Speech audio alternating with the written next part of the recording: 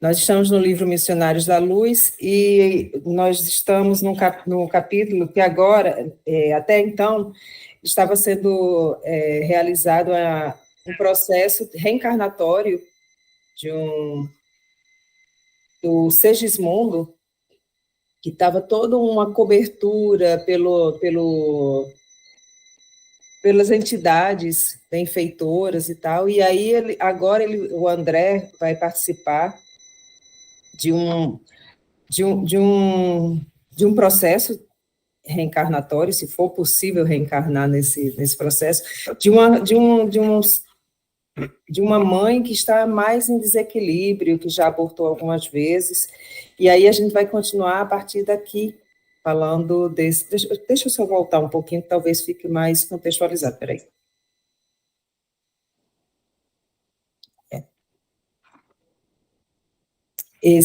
O Alexandre estava pedindo justamente, o Alexandre é o, digamos, o mentor, né, do André, não o mentor, mas o ser mais elevado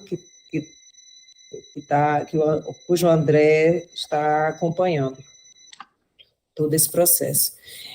E ele está conversando com o Apuleio, que é quem está seguindo essa nova gestação de uma forma mais desequilibrada. O outro tinha alguns problemas entre os seres que iriam conviver, mas nada nesse nível, né? Então, vamos continuar daqui. Enquanto Alexandre ouvia em silêncio, Apuleio continuou, depois de longo intervalo. Volpine atingiu agora o 7º mês de gestação da nova forma física, mas a noite próxima será decisiva para ele. Já recebi um apelo dos colaboradores que ficaram nas imediações do caso, em serviço ativo, no sentido de evitar certas extravagâncias da futura mãe, projetadas para hoje. Entretanto, não creio sejamos por ela obedecidos. A organização fetal não se encontra em condições de suportar novos desequilíbrios. E se a pobrezinha não despertar para o dever, abrirá ainda hoje uma terceira falência. Se André puder vir conosco, dá-nos-á muito prazer. Alexandre, que me parecia muito circunspecto, naquele momento, dando a ideia de quem não desejava cultivar qualquer comentário menos edificante, considerou: nosso companheiro irá com vocês. Por vezes, para preservar convenientemente a saúde, é preciso conhecer as enfermidades. Para cultivar o bem, é necessário não ignorar a existência do mal. Com efeito, à noitinha chegávamos Apuleio, 2 companheiros dele e eu, a uma residência confortável e de aparência distinta. O grande relógio de parede mostrava 20 horas, menos 5 minutos. Seguindo o diretor, penetramos um aposento bem mobiliado, onde se encontravam 3 entidades desencarnadas, de horrenda figura, que, em virtude do baixo padrão vibratório, não perceberam a nossa presença. Conversavam entre si, combinando medidas detestáveis que não cabe relacionar aqui. A certa altura da palestra, porém, referindo-se ao caso de reencarnação de maneira franca, deixa eu ler novamente. A certa altura da palestra, porém, referindo-se ao caso de reencarnação de maneira franca. Não sei, comentou um daqueles perversos inimigos do bem, porque a arte infernal vem resistindo o intruso. Despejá-lo-emos na primeira oportunidade. Quando isto ocorre, disse outro, é que há mãos de anjos trabalhando por trás. Pois que vão para o inferno, exclamou o que parecia mais cruel. Veremos quem pode mais. cesarina já nos pertence 90%. Atende perfeitamente aos nossos propósitos. Por que um filho intrujão em nossos planos? Eu preciso combater até o fim, até o fim. No entanto, considerou o terceiro, que, até então, se mantinha em silêncio. Há mais de 6 meses estamos trabalhando em vão por alijá-lo.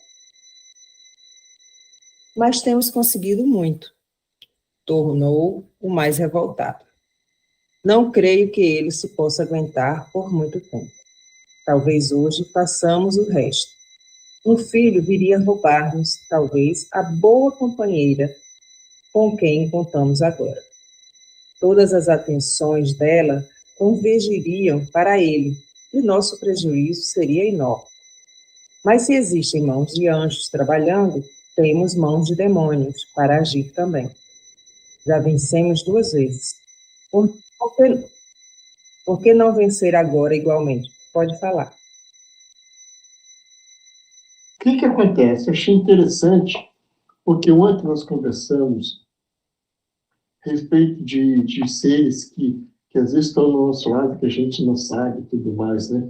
Então, estou vendo aqui esse depoimento aqui.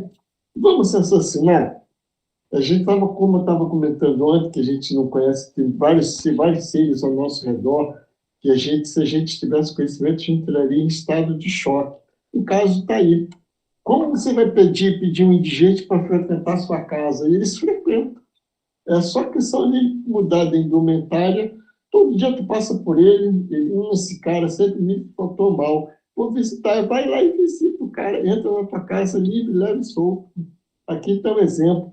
São, como ele falou, seres muito perturbadores. Que se a gente visse, a gente ficaria horripilante, seria horripilante. Mas não, está todo ao nosso redor. Porque os nossos sentidos não conseguem captar, a gente pensa que está tudo legal, mas não está. Aqui está um exemplo, tá? É só isso que eu queria falar. Eu estou falando isso porque ele reportou de ontem que a gente não conhece que está do outro lado, é só isso. Um pouco mais acima no texto, lá um pouco antes, foi dito, né, que muitas vezes nesse processo de reencarnação, que tá, o caso, quando tem o casal, né, que é convidado e se reúne com o filho reencarnante e tal, quando as condições são piores do lado masculino ou de outros indivíduos que estão nessa relação, às vezes é um pouco mais, vou botar bem entre aspas, mais fácil de contornar a situação do que quando é a mãe que vai receber esse filho, que vai gerar durante todo esse tempo. Quando a mãe é que é envolvida, ao que parece, é mais difícil de deles, né, da espiritualidade, agir com mais veemência, digamos assim. E o que eles falam que, nesse caso aí, que eles estão relatando, a mãe que estava envolvida, ela já tinha feito alguns abortos, então tem um envolvimento maior do desequilíbrio da parte dela, né? E aí, mas que agora está no 7º mês, né? Que a gente acabou de ler, está se sustentando, apesar deles estar do lado das energias menos favoráveis, estarem tentando a todo custo fazer com que ela aborte, para que ela continue sendo presa deles, né? A energia dela é que está mantendo esses seres desequilibrados próximos, né, a ela. Pode falar, Nilson. Eu lembrei também disso que o Djaí falou, eu lembrei da nossa conversa de ontem, porque outra questão, a questão da vibração, né? A gente falava, primeiro aí quando eles adentraram, os outros que estavam lá numa frequência mais baixa não perceberam a presença. Então, assim, isso acontece lá e cá, né?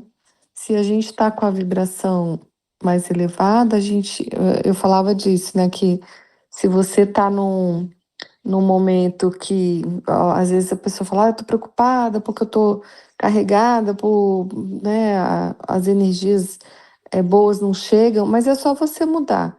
Se você tá focado, né, em vibrar mais elevado, se conectar, né, sair desse dia a dia que a gente às vezes vai se envolvendo e com coisas negativas e tal, você já passa a ter a presença também, né, mesmo assim, ontem, né, a gente falava disso e foi interessante que à noite eu fiz um trabalho aqui, a gente chama de fogo sagrado, né?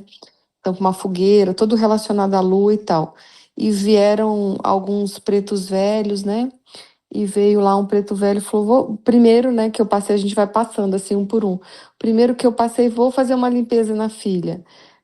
Então, assim, a gente está o tempo todo precisando dessas limpezas, o tempo todo tendo que fazer essas vibrações e essas elevações, né? E só relacionando ao trabalho de ontem, foi muito bonito que quando eu fiz a irradiação, que a Wina tá viajando, né? Eu nem gravei porque o livro, eu não estava com o livro e a gente fez outra leitura.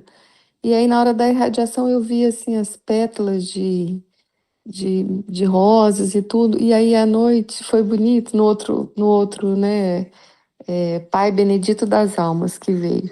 Cada um, né, eu fui passando aí, ele falava assim, os mentores estão aqui oferecendo as pétalas para você colocar no seu coração.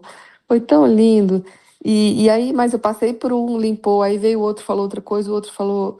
E, e é isso, a gente se elevar, né, manter essas vibrações, né, mais elevadas aí. E outra questão falando desse texto aí, ontem uma coisa que a gente comentou também é que eles falam que agora tá vindo, né, milhares e milhares de seres aí, diamantes, que são assim, vamos dizer, da linhagem do Cristo, que são altamente de alta hierarquia, que eles estão vindo justamente para mudar o, essa vibração do planeta para a gente conseguir elevar, né, e realmente ser um planeta de transição aí. E olha aí, quando eles falam que eles estão tendo dificuldades, todas as nossas orações devem ser, né, muitas das nossas orações, todas não, mas devem ser voltadas para essa ancoragem desses seres. E aí mostra como, né, é difícil, às vezes a mãe passa por tantas coisas, né, outros conforme essa vibração não esteja boa, né? É isso, obrigada. Obrigada, Neuza. Toda essa vibração, realmente, a gente está...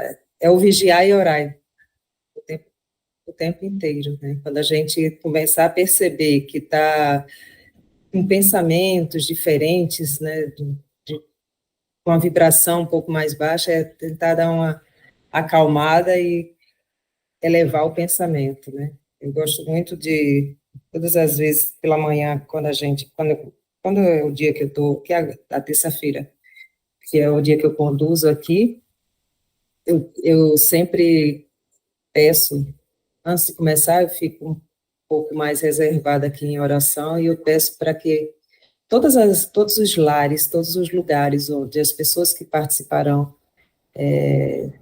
todos os ambientes sejam limpos, né?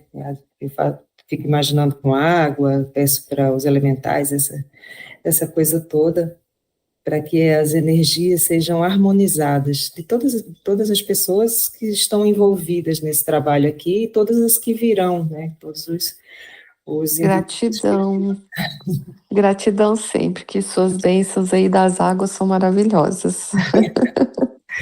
Recebo muito. Fico sempre pedindo isso, né? E assim, e a gente consiga, né, manter essa vibração mais alta, mesmo quando a gente está se achando um pouco desarmonizado, essas energias modificam, porque parece que entra assim aquele turbilhão e faz uma mudança energética, né? E, às vezes, eu ficava pensando assim, formar, tipo, uma barreira, né, energética para que as energias menos densas não consigam penetrar. Hoje em dia, eu não falo mais assim barreira, porque barreira você sempre quebra, você limita, né? Eu boto assim, vamos fazer um filtro, né, para que seja cada vez mais energias puras e boas sejam disseminadas para todos os lados, em cada um dos ambientes, né? Que todos que possam chegar até aqui para ouvir o nosso bate-papo, ouvir a nossa leitura, ouvir a irradiação, sinta confortável, né? Sinta o amor que cada um de nós está irradiando hoje, todos os dias. E perceber esse algo maior que a gente traz, que a gente é, né? Perceber que nós estamos envoltos por essas dificuldades, mas nós somos esses seres, né, de luz e aí trazer isso, né? É isso mesmo. Gratidão aí por suas palavras. Obrigada. Obrigada também.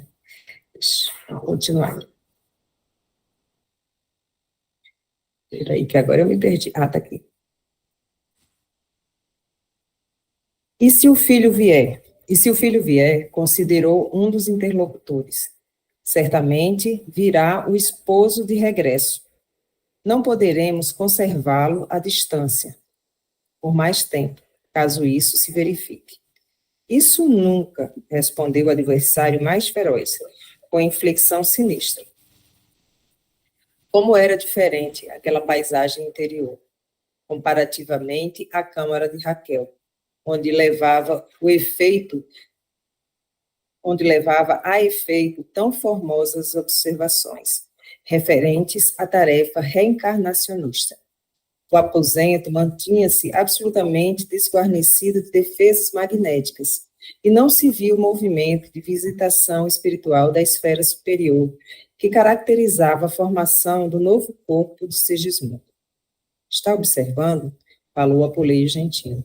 Nem sempre nossa tarefa se desdobra ao longo dos jardins afetivos. Muitas vezes devemos operar sob verdadeiras tormentas de ódio, que desintegram nossos melhores elementos magnéticos de cooperação. Este caso é típico. Recordei que a residência de Adelino se enchia diariamente de afeição do plano espiritual, e perguntei: mas a futura mãe não dispõe de relações em nossa esfera?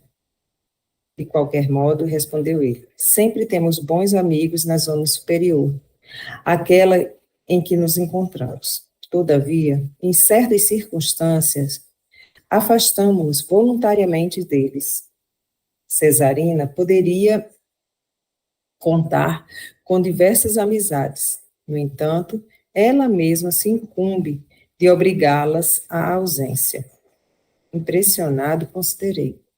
Não terá ela, contudo, um pai, uma mãe, em círculos espirituais, que tome a si o sacrifício de defendê-la? Tem um pai que a estima com extremos de afeto, esclareceu o diretor. No entanto, sofria imerecidamente pela filha leviana e grosseira. E tanto padeceu por ela que os seus superiores, em nossa colônia espiritual, submeteram-no a tratamento para ouvir temporário da filha querida, até que ele possa se recordar e se aproximar dela sem angústias emotivas. O assunto era novo para mim. Havia então recursos para aplicação do esquecimento no mundo das almas? Apuleio sorriu, bondoso, e falou: não tenha dúvida. Em nossa esfera, a dureza e a ingratidão não podem perseguir o amor puro.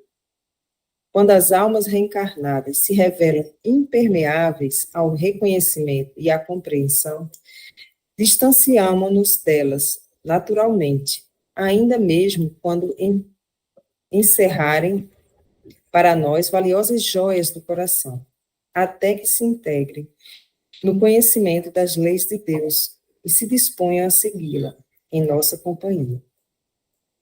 Quando somos fracos, porém, embora muito amoráveis, e não nos sentimos com a precisa coragem para o afastamento necessário, se merecemos o auxílio de nossos maiores, somos favorecidos com o tratamento magnético que opera em nós o esquecimento passageiro. Nesse instante, Cesarina penetrou no quarto. Pode falar. Olha só que coisa interessante, o esquecimento. Porque a mesma coisa se aplica a todas as nossas virtudes e defeitos, salvo quando for do espírito, que eu quero falar inteligência, burrice. Isso tudo é karma. Só que as pessoas às vezes confundem, a gente já até comentou isso, julga a pessoa inteligente que é um espírito elevado. Não necessariamente. É uma coisa tão fantástica, mas tão fantástica, que eles pegam uma válvula lá, fecha a válvula, o cara fica burro. Abre a válvula, o cara fica inteligente. Fecha a válvula, o cara esquece. Abre a válvula, o cara se lembra de tudo.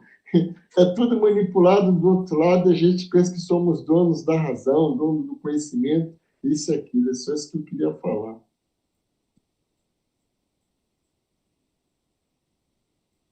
Nesse instante, Cesarina penetrou no quarto, seguida dos espíritos construtores que velavam por Volpine, o reencarnante. Enquanto a senhora se sentava à frente de grande espelho, dando início a complicados arranjos de apresentação festiva, os cooperadores de Apuleio se aproximaram, saudando-nos atenciosos. Infelizmente, disse um deles ao chefe, a situação é muito grave. É impossível prosseguir em nossos esforços de assistência com êxito desejável. Nossa irmã afunda-se cada vez mais nos desequilíbrios destruidores, unindo-se voluntariamente e indicou as entidades viciosas que a cercavam. A estes adversários infelizes, entrega-se agora a prazeres e abusos de toda sorte. Seus desvios sexuais nos últimos dias têm sido lastimáveis, e enorme é a quantidade de alcoólicos, aparentemente inofensivos, que se tem feito consumo sistemático. Aliados semelhantes distúrbios às vibrações desordenadas do plano mental, vemos que a posição de Volpine é insustentável, não obstante nossos melhores esforços de socorro. Apuleio ouviu as graves notificações em silêncio e observou em seguida. Já sei o que se projeta para esta noite. Sim, considerou o interlocutor. Apelamos para sua autoridade, porque a organização fetal não poderá resistir a uma nova investida. O diretor convidou-me a examinar a gestante. Ao lado dela, permaneciam as entidades inferiores a que me referi, que demonstravam absoluta ignorância da nossa presença. Cesarina, com excessivo cuidado das mulheres, demasiadamente vaidosas e inconscientes da responsabilidade moral, utilizava certos recursos para disfarçar o aspecto da gravidez adiantada, deixando adivinhar que se preparava com esmero para uma noite de fortes emoções. Fixei minha atenção no feto, auxiliado pelo chefe dos construtores, mas não pude esconder minha surpresa e compaixão. O caso Volpine era muito diferente do processo de reencarnação verificada na casa de Raquel. A forma física embrionária demonstrava manchas violáceas, revelando dilacerações. Pequeninos monstros, somente perceptíveis ao nosso olhar, nadavam no líquido amniótico, invadindo o cordão umbilical, apropriando-se da maior parte do delicado alimento reservado ao corpo em formação. Toda a placenta era assediada por eles, provocando-me terrível impressão. Percebi, pela intensa anormalidade dos órgãos geradores, que o aborto não poderia demorar-se. Apuleio, igualmente, endereçando-me expressivo gesto com a cabeça, acusava forte preocupação. Abandonou subitamente o exame e falou-nos. Se a infeliz, obcecada pelos prazeres criminosos, não se detiver, nesta noite a organização fetal será expelida até amanhã. Depois de pensar alguns momentos, salientou. Tentarei o derradeiro recurso. Apuleio dirigiu-se ao interior doméstico e voltou, seguido de uma senhora idosa. Esta, disse-me ele, indicando-a, é a dona da casa, velha amiga de Cesarino, suscetível de receber-nos a influenciação. Aproveitar-lhe-ei o concurso para que a nossa desventurada irmã de futuro não possa dizer que lhe faltou assistência e conselho adequado. Num gesto de bondade, já observado por mim em diversos superiores do nosso plano, colocou a destra sobre a fronte da recém-chegada, e se acercou de Cesarina com muita ternura e falou.